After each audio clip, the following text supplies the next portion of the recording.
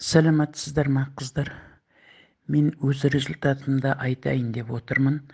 Менің магний водородты ішкеніме 2 ай болды полный. Бір капсулдан 1 рет іштім, где-то бір 20 күнде 2 рет іштім.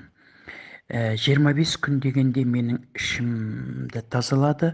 2 күн жарым не болды?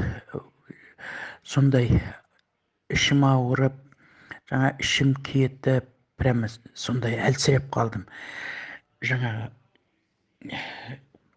1,5 суткадан кейін сап басылды. Бірден өзі басылды. Сосын менің подаграм бар еді. Подагра обострение береді ай сайын. Бірақ ол обострение бергенде бір демалыс жүретін едім. Жүре алмай, балдақпен жүріп, аяғым ісіп кетіп. 2 рет обострение берді.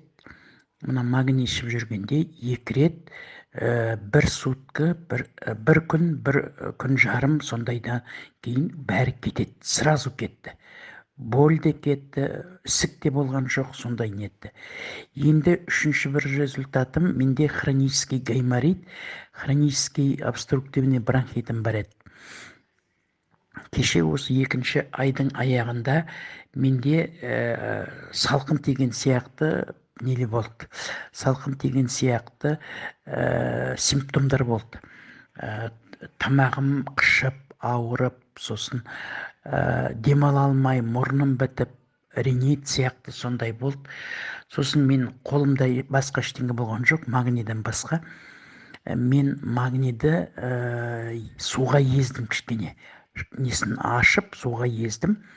Суға езілген жоқ. Сосын 2-3 капель лимонный кислота құйдым. Сосын кішкене растворить етті. Сосын енді басқа пипет кішкене болған жоқ. Мен жолда келе жаттым. Шприцпен алып, соны 2 рет тамыздым. 2 рет тамыздым. Мұрным ашылды. Сосын 1 күннен кейін керемет гной түсті.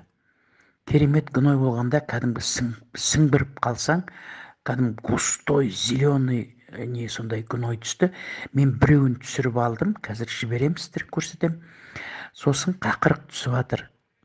Егер гайморит болғанда, гайморит обострение болса, температура болып, басым ауырып кетінеді, онда ештеңе болған жоқ. Тек былай сморкаться етесің, сонда сморкаться еткенде жаңағыдай түседі, гной түседі.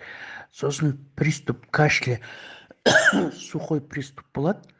Сухой приступ жөтеліп келесінде қақырғанда кусками зеленый гной түсіп жатыр. Міне осындай менде результат болып жатыр.